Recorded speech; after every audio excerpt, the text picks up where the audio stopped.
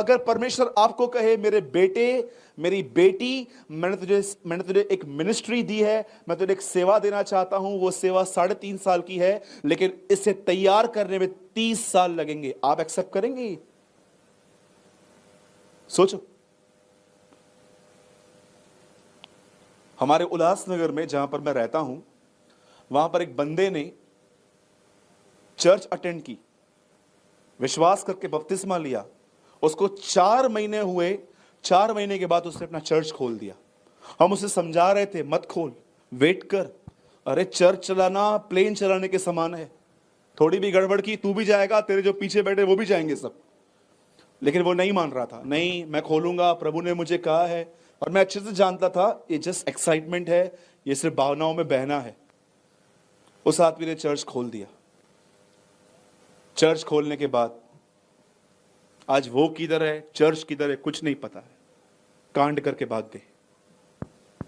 Trust me, आप मजाक समझते हैं? कई लोगों में पूछता हूं सेवकाई पता है क्या होती है?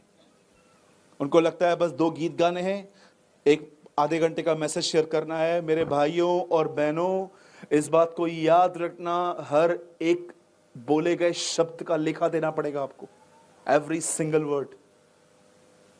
अब सुनिए, जो बहुत सारे लोग जो हैं यहां पर, जो इस बात को नहीं जानते हैं, लेकिन आज समझ लीजिए, जब यीशु ने कहा मेरे पीछे हो लो, इसका मतलब जानते हैं क्या था? उससे 3.5 साल सेवा की और 30 साल उसने अपने परिवार को दिए थे, उसने अपनी सारी जिम्मेदारियां निभाई। मैं आपको पूछना चाहता हूं, आप में से कितने लोग हैं जो इस तरह जीते हैं कि पहले परमेश्वर के साथ मेरा संबंध है, उसके बाद मेरी सेवकाई और मेरा परिवार है? जरा सोचिए। उसने सबसे पहली जगह परमेश्वर और उसके संबंध को दी थी। उसके बाद यहां पर जितने भी मैरिड कपल्स बैठे हुए हैं, शादीशुदा लोग, अगर आप ये जानना चाहते हो ना कि भाई मेरे परिवार में बहुत कलेश है, मेरे पति से मेरी नहीं जमती, या आप कुछ और फैमिली प्रॉब्लम्स में जूझ रहे हो, मैं आपको बताना चाहता हूं, एक ही समस्या है, एक ही समस्या है। बताऊं? एक ही प्रॉब्लम है, आपने परमेश्वर की जगह परिवार को दे दी। That is the problem.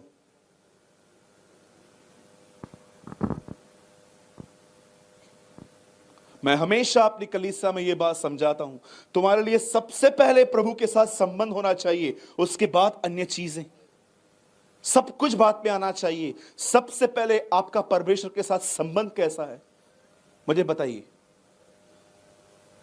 आप प्रेयर करते हैं, आप बाइबल पढ़ते हैं, आप हर संडे भाई के में रहते हैं, बहुत अच्छी बात है। लेकिन मैं आज बात आपके अटेंडेंस की नहीं कर रहा हूं, आज मैं बात कर रहा हूं आपका परमेश्वर के साथ कोई संबंध है? Do you have any relationship with the Lord? क्या आपके पास कोई प्रभु के साथ कोई संबंध है आपका? संबंध जानते क्या होता है? संबंध का मतलब होता है कि आप हर चीज में यह देखते हो कि क्या यह चीज मेरे परमेश्वर को पसंद है। हां,